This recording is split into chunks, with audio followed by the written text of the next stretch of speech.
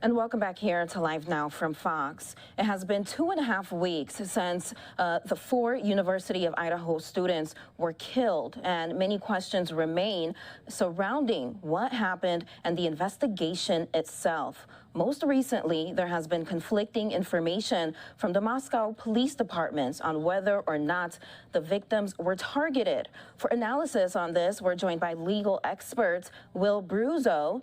Will, thanks so much for joining us. A lot of questions remaining in this investigation, and obviously people just want to know what is going on. And most recently, let's just start with where things currently stand.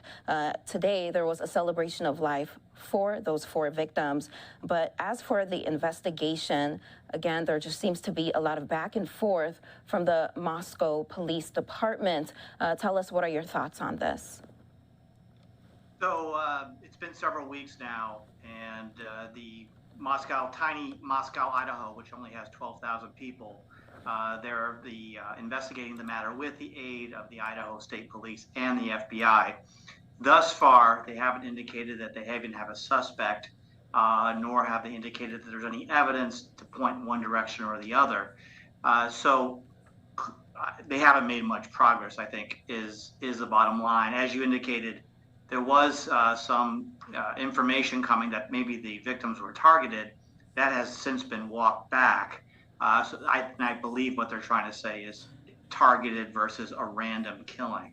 So right now, they don't seem to have any new information. Now, they've also indicated that they're keeping things confidential so as not to imperil the investigation. So it could be they know more than they're willing to discuss with the media.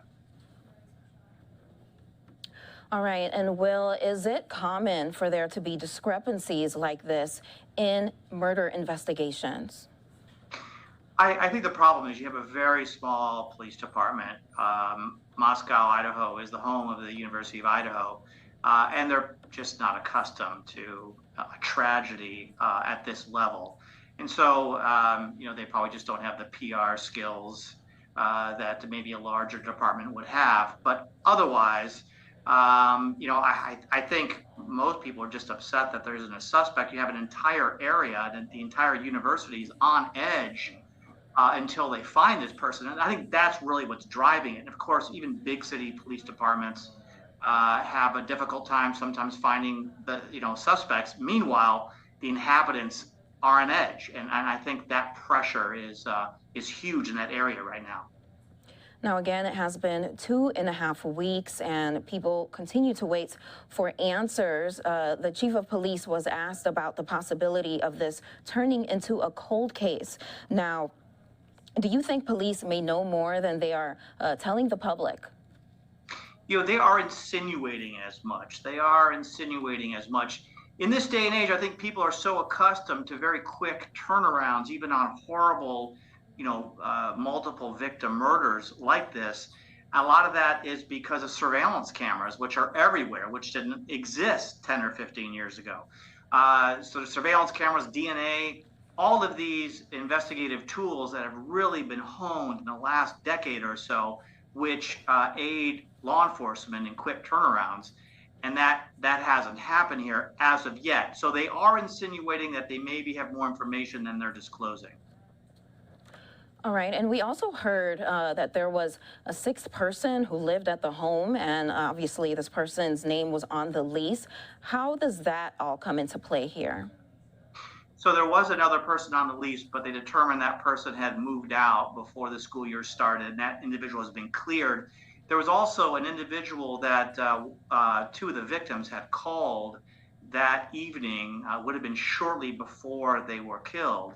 That individual has also been cleared. So it seems that a lot of dead ends so far, and that they have cleared, the individuals. There was an Uber driver involved, driver of a truck involved, and all those individuals have been cleared thus far, and that has been related to us by the police. Now, is it common for police to have a person of interest but not let the public know?